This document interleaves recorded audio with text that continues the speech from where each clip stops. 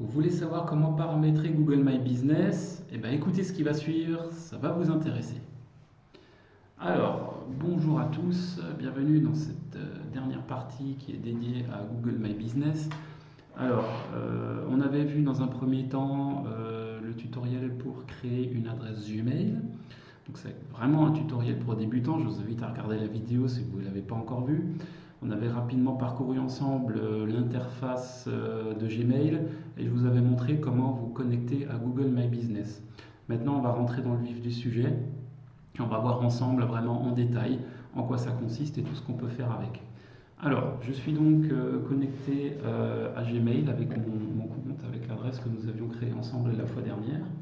Donc sur google.fr, pour accéder à Google My Business, c'est aussi simple que cela. Vous tapez Google My Business dans le moteur de recherche et vous cliquez sur le premier lien. Alors, pour rappel, Google My Business, qu'est-ce que c'est? C'est un outil entièrement gratuit et j'insiste là-dessus, ne payez pas, vous payez éventuellement quelqu'un qui va le faire à votre place, mais je trouve ça idiot. Ne payez pas pour ça. C'est un outil qui est entièrement gratuit. Si quelqu'un vous facture pour ça, c'est une arnaque. Donc, concrètement, à quoi ça sert? Ça permet à quiconque, à tout professionnel, que ce soit artisan, commerçant, freelance, coiffeur, cordonnier, boulanger, j'en passe, dès que vous avez une entreprise à votre nom, Google My Business vous permet simplement d'être référencé dans Google, même sans avoir de site internet. En effet, c'est pas obligatoire. Ça vous permet quoi? Ça vous permet d'apparaître dans Google Maps, d'apparaître dans les résultats de recherche, de proposer vos services en ligne, de lister vos services. Vous pouvez même indiquer des prix, des photos de l'intérieur de votre magasin si vous avez une boutique, des photos de vous, le logo de votre boîte, des avis. Enfin, ça va excessivement loin et c'est ce qu'on va voir ensemble. Donc, une fois que vous êtes sur la page Google My Business, vous allez cliquer sur Gérer mon profil. Et à partir de là, vous avez la première interface. Ici, il y a deux choses. Soit il y a déjà une espèce de carte d'identité, soit vous avez un semblant d'existence et vous souhaitez simplement reprendre la main sur les données que Google a prédéfinies pour vous. Euh, Soit vous partez de zéro. On va partir dans l'optique où vous partez de zéro. Donc on va cliquer sur Ajouter votre établissement sur Google. Voilà, en cliquant ici. Alors, très facile, le nom de votre établissement. Voilà, donc moi je vais créer donc NetRanker, je clique dessus, je clique sur Suivre. La catégorie qui décrit le mieux mon activité. Donc là, il y a un certain nombre de choses qui, vous voyez, je vais taper une première lettre, j'ai énormément de choses qui sortent, il y a des catégories qui sont prédéfinies. Donc moi je vais taper formation. Alors j'ai toute une liste, ça c'est pas mal agrandi depuis quelques temps. Je vais un peu scroller, je peux pas scroller. Un écran un peu petit. Formation, premier secours non. Formation à centre de formation à distance. On peut mettre ça. Et comme vous le voyez, vous pourrez modifier votre choix et ajouter d'autres catégories plus tard. Bon. Je vais voir s'il n'y a pas e-learning. Je vais taper learning tout court. Non, il n'y a pas. Donc je vais taper formation à distance, ça ira très bien. Je clique sur suivant. Ok. Donc là, vous avez différentes possibilités. Vous pouvez ajouter des services. Vous n'êtes pas obligé de les ajouter tout de suite, vous pouvez le faire par la suite. Ça, c'est les propositions par défaut qui sont la plupart du temps rattachées à la catégorie que vous avez choisie. Cours pour adultes, moi je vais choisir ça. Je peux également ajouter un service personnalisé. Moi, je vais écrire formation en ligne. Je clique sur confirmer. Je peux également ajouter plateforme e-learning. Confirmer. Voilà. Et je clique sur suivre. Souhaitez-vous ajouter un lieu que vos clients peuvent visiter comme un magasin ou un bureau? Alors ça, c'est très intéressant si vous avez un commerce qui est pignon sur rue. Si c'est le cas, vous cliquez sur oui et à ce moment-là, vous aurez davantage d'options possibles. Moi, je vais cliquer sur non parce qu'en l'occurrence, c'est un service en ligne. Où proposez-vous vos services? Donc en fait, on peut répertorier un certain nombre de zones. Si jamais vous avez un commerce qui est très local, que voilà, vous ne souhaitez pas forcément que euh, proposer vos services dans le sud de la France si vous êtes basé à Paris, parce que voilà, votre zone de chalandise est très restreinte. Donc ça c'est intéressant de lister des choses. Alors c'est purement facultatif, moi je le conseille vivement pour les petits commerces. Pourquoi? Parce que ça va jouer un grand rôle dans la géolocalisation, dans le référencement local. C'est-à-dire qu'à partir du moment où vous êtes à Paris, que quelqu'un tape boulangerie, ben voilà, si vous avez une boulangerie et qu'il n'est pas loin de chez vous, ben, elle apparaîtra sur sa map. Donc ça je vous invite vivement à le faire. Moi en l'occurrence je ne le fais pas, parce que c'est un service en ligne que je propose. Dans quelle région? Alors bon, c'est pas région, c'est un pays. On va mettre la France. Voilà, on tape sur suivant. Alors, un numéro de téléphone. Plusieurs choses. C'est pas obligatoire. Il faut le savoir. Deuxièmement, c'est toujours intéressant pour un commerçant de mettre un numéro de téléphone pour pouvoir être contacté. Jusque-là, on est bon. Donc là, vous êtes libre de le mettre. Moi je l'indique, ok. Vous choisissez le drapeau, bon, vous êtes français, donc par défaut il y aura le 0033 qui s'affichera. Et comme je l'ai dit ici, le site web n'est pas obligatoire. Si vous en avez un, renseignez-le. Mais si vous n'en avez pas, tant pis, c'est pas grave. Moi je vais renseigner mon site, lettrandcoeur.fr. Je ne sais plus s'il faut mettre les 3 W ou pas, on verra. Je clique sur suivant. Restez informé, si tu veux recevoir des informations, ok, ça c'est en gros abonne-toi à ma newsletter, non, suivant. Finaliser et gérer la fiche, voilà, terminé. Donc en gros là vous avez donné vraiment les bases d'informations à Google et il va vous générer votre fiche. Je vous rassure tout de suite, c'est pas validé automatiquement, hein. Il vous crée simplement un espace de travail dans lequel vous allez pouvoir saisir l'ensemble de vos données. Donc une fois que mon compte dans Google My Business est validé, là on arrive sur une nouvelle fenêtre où on vous demande une adresse postale. Pourquoi? Alors ça indique ici explicitement, l'adresse que vous saisissez ne sont pas visibles publiquement. Mais pour pouvoir valider votre compte Google My Business, en fait, qu'est-ce qui va se passer? Eh ben, vous allez saisir toutes les informations que vous souhaitez voir apparaître dans Google My Business. Puis, dans un second temps, quand vous estimez, en gros, vous êtes quelque part en mode brouillon, et quand vous estimez que tout est bon, vous cliquez sur Valider. Qu'est-ce qui se passe à ce moment-là? Eh ben, Google va vous envoyer un courrier assez rapidement, avec un code que vous allez devoir taper plus tard. Ça, c'est pour vraiment garantir le fait que vous êtes vraiment le propriétaire de cet établissement-là. Et une fois que vous avez saisi le code, et seulement à ce moment-là, et que vous aurez validé votre fiche, celle-ci apparaîtra en ligne. Donc là, en fait, toutes les actions que vous faites, vous pouvez écrire guillemets n'importe quoi, ça passe. Là, en l'occurrence, je vais faire valider plus tard, je ne vais pas saisir ça. Voilà. Il me souhaite la bienvenue, premier pas, voilà. Donc là, on est vraiment dans le cœur du métier. Alors, le cœur du métier, dans le cœur de l'interface. Alors, c'est tellement explicite que je ne vais pas vous faire un cours sur tout, je vais vraiment vous montrer tout ce que vous pouvez faire à l'intérieur. Donc validation, on vient de le dire. À partir du moment où votre fiche est OK, vous pouvez valider. Profiter d'une adresse email personnalisée, ça peut être pas mal. Sachez simplement que c'est un des services qui est, je ne vais pas dire offert, mais payant quasiment grâce à Google Suite. Faites pas ça, gardez votre adresse Gmail pour le moment, ça ne sert à rien. À partir du moment où votre fiche Google My Business est validée, ça ouvre également la porte aux avis. C'est-à-dire que même si vous n'avez pas de site internet, les gens, une fois qu'ils sont venus chez vous, ils peuvent laisser un avis via Google. En fait, c'est la petite fiche, vous savez, qui apparaît très souvent vers la droite, sur le côté droit. Donc, je ne sais pas, je tape pizzeria Del Arte. Est-ce que ça va me sortir quelque chose? Oui. Voilà, Pizzeria Del Arte. En fait, c'est cette carte d'identité-là qui va ressortir une fois que vous aurez fait votre fiche produit. Là, en l'occurrence, ils ont pas, c'est pas eux qui l'ont faite. Ce sont des données qui ont été faites par Google. La preuve, il y a écrit revendiquer cette fiche info.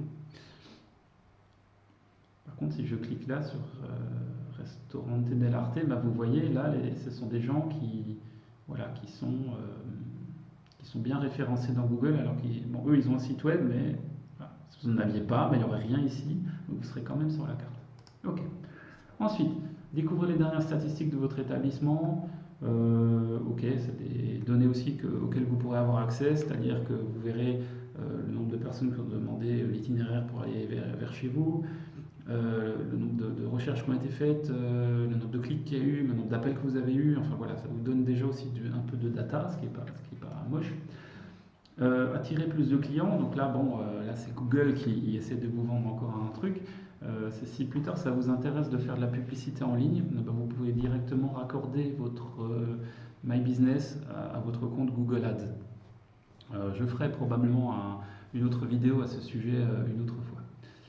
Ensuite, créer un post. Alors ça, c'est vachement intéressant. En fait, c'est un peu comme un système de blog, mais sachez que dans Google My Business, vous pouvez mettre des messages. Donc ça vous évite en fait d'avoir un site web. Et quand je dis créer un post, ça peut être quoi? Ça peut être une bête annonce, ça peut être un événement que vous organisez. Ça va très très loin. On peut regarder ensemble. Hein, si je clique sur créer un post, voilà, il vous propose énormément de choses. Donc oui, il faut valider l'établissement en amont, mais voilà, ça peut être une nouveauté. Vous pouvez mettre une photo, vous pouvez ajouter un bouton, vous pouvez créer un événement avec un titre, avec une date de début, une date de fin. Vous pouvez faire des offres avec des tarifs, des remises. Vous avez quoi d'autre? Vous pouvez lister également tous les produits que vous vendez. Vous n'êtes pas obligé d'indiquer des prix, mais vous pouvez indiquer une gamme de prix. Ça peut être vachement bien. Voilà, donc en fait, quand on parle de post, c'est que c'est tous les messages annexes que vous pouvez encore ajouter. Bon, je reviens à la page là. Vous complétez votre fiche. Donc là, ça c'est la base, ça c'est le cœur. En fait, tout ça, ça pollue un peu la vue. Mais la base, c'est vraiment cette zone-là. Donc, en fait, vous pouvez ajouter vos horaires si vous avez des horaires d'ouverture. Donc ça, faites-le. Et ça va très très loin.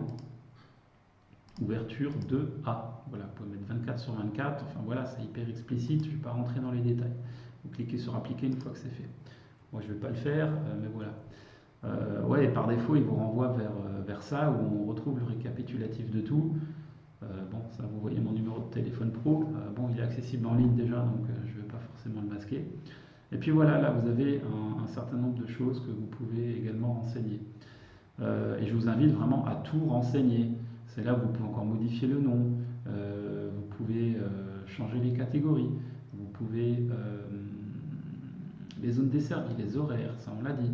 Vous pouvez ajouter une URL spécifique pour prendre rendez-vous. Donc ça, il y a beaucoup de médecins de profession libérale qui le font. En fait, ils ne mettent pas le lien vers leur site, ils mettent le lien vers le service pour prendre rendez-vous.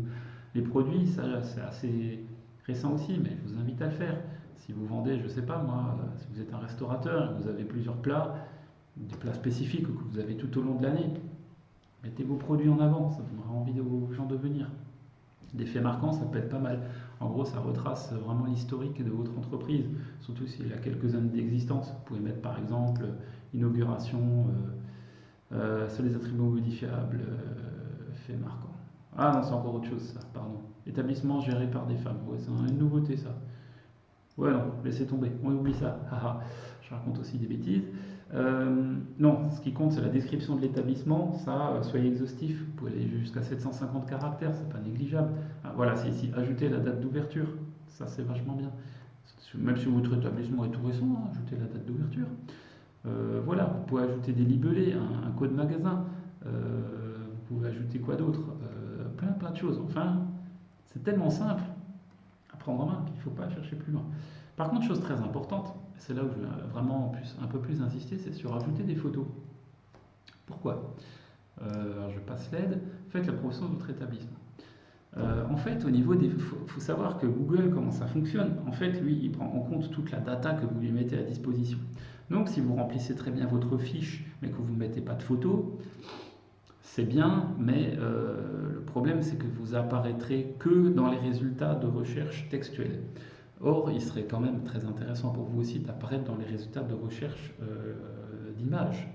Parce que les gens qui ont faim ou qui cherchent une pizzeria ou qui cherchent à avoir un peu des choses différentes, même des gens qui sont sur Google Maps, eh ben, quand ils cliquent sur l'établissement, ils aiment bien avoir la devanture pour pouvoir se repérer, ils aiment bien avoir un logo, ils aiment bien voir la tête du gérant, est-ce que c'est quelqu'un de sympathique, ils aiment bien voir s'il y a du monde, enfin voilà, ils veulent voir si c'est un lieu vivant. Donc, moi, j'insiste toujours sur ça. Mettez, blindez absolument tout ce que vous pouvez mettre, mettez-le. Déjà un logo, mettez le logo de votre boîte, ça il faut. Une photo de couverture, ça peut être pas mal non plus. Et en plus, regardez, il s'agit de l'image que vous préférez afficher sur votre fiche dans la recherche Google et dans Maps. Donc ça, c'est incontournable. Prenez une photo de vous, une photo d'équipe si vous êtes plusieurs, une photo de vous en train de travailler, je ne sais pas. Ça, c'est vraiment le plus important. Donc voilà, alors, si on clique dessus, sélectionnez une photo, donc il va vous demander de l'importer. Vous pouvez aller dans les albums, bon, moi j'en ai pas parce que je suis tout nouveau, les photos sur lesquelles votre établissement est tagué, donc ça c'est des photos tierces euh, qui viennent d'ailleurs que vous pouvez également récupérer. Donc voilà, en gros c'est du drag and drop, vous le mettez dedans, vous le personnalisez, l'affaire est réglée. Et si vous voyez bien en haut, ici on est dans la vue d'ensemble. Donc une fois que vous avez fait la vue d'ensemble, vous pouvez également importer des photos, mais spécifiquement à des catégories. Donc ici, au travail. Donc si vous êtes quelqu'un qui travaille tout seul, bah, prenez une photo de vous et puis publiez-la. Une photo de vous en train de travailler. Ou faites une pause, je sais pas moi, avec un beau sourire. Si vous êtes barbier, posez vous-même avec votre barbe et votre moustache. Et puis voilà, ce sera hyper vendeur. Photographiez également votre matériel. Équipe, pareil, ça parle de soi-même. Mais si vous êtes plusieurs à bosser, faites des photos d'équipe, montrez-vous en action, voire avec des clients. Identité, bah ça c'est en fait c'est le redit de la vue d'ensemble, mais en gros c'est le logo et la couverture. Voilà, ouf, on a fait le tour. Je veux pas que la vidéo soit trop longue. Je voulais vraiment que vous voyez comment accéder à My Business et quels sont les premiers paramètres à insérer. Et c'est hyper important. Euh, Moi-même, je fais régulièrement des interventions en tant que bénévole auprès de jeunes créateurs d'entreprises. Je leur montre toujours ça en premier. Je leur dis, mais les mecs, avant de faire de la com ou quoi que ce soit, existez sur Google. Et le seul moyen, la première porte d'entrée pour exister dans Google, c'est Google My Business. Voilà. Si vous souhaitez aller plus loin et que vous êtes inspiré, vous pouvez également insérer des vidéos. Bon, pour publier des vidéos, bah, vous faites pareil, hein. Publier des vidéos, je clique dessus, voilà, vous importez votre vidéo, c'est du drag and drop, il n'y a même pas besoin d'avoir de YouTube, et votre vidéo est directement intégrée. Voilà, petit élément d'interface, en haut, vous cliquez sur menu principal, vous retrouvez tout ce que je viens de vous dire. Donc, la page d'accueil sur laquelle on était tout à l'heure, voilà, les posts, voilà, donc voilà, il vous offre différents exemples. Les informations, c'est ce qu'on a vu également tout à l'heure, c'était l'autre page. Les statistiques dont je vous parlais également. Donc pareil, il faut que ce soit validé. Les avis que vous pouvez bien entendu également, auxquels vous pouvez bien entendu répondre. Il y a aussi un système de chat. Bon, après, ça c'est assez chronophage, donc faites quand même très attention. Les photos, on les a vues. Les produits, on les a vus. Les services, ça peut être pas mal aussi. Là, vous pouvez ajouter des services et vous pouvez également indiquer des prix ainsi qu'un descriptif. Donc voilà, ça va vraiment dans les détails. Site web, bon bah du coup, j'en ai pas, donc on peut en créer un, ouais, mais non, non, je ne veux pas créer de site web. Non, non, non, non, sur quoi j'ai cliqué, mince. Ça c'est très trompeur, donc ne faites pas ce que je viens de faire. Là, je fais marche arrière, voilà, ne crée pas mon site web. Niet. Ah bah ça, vous voyez, je me suis fait avoir. Moi je pensais que c'était pour renseigner son site web, en fait, il crée lui-même un petit site web. Donc ça, on ne veut pas. Faites marche arrière si c'est le cas. Voilà, il mouline, tant mieux. Je vais cliquer ailleurs. Ouf, on n'a rien vu. Utilisateur, bah, c'est vous. Et après, ça c'est les autres choses. Ajouter un établissement si vous avez plusieurs établissements, voilà, etc. Compte associé, paramètres, on ne va pas rentrer dans les détails. Vraiment, remplissez déjà le début. Sérieux, faites déjà ça. Une fois que c'est fait, vous cliquez sur valider. On peut voir ensemble ce que ça dit. Vous cliquez sur valider, vous rentrez votre adresse postale, vous recevez le courrier à la maison et vous validez votre carte d'identité en ligne. Et voilà, l'affaire est réglée. Bon, je ne vais pas m'attarder plus là-dessus. Je vous remercie de m'avoir écouté. J'espère que ça va vous servir. S'il vous plaît, likez la vidéo, un petit j'aime également de ma chaîne. J'ai pas encore beaucoup d'abonnés, ça me ferait très très très plaisir. D'ici là, je vous dis à bientôt pour d'autres vidéos et on va continuer à parler de Google. Allez, bonne journée, ciao.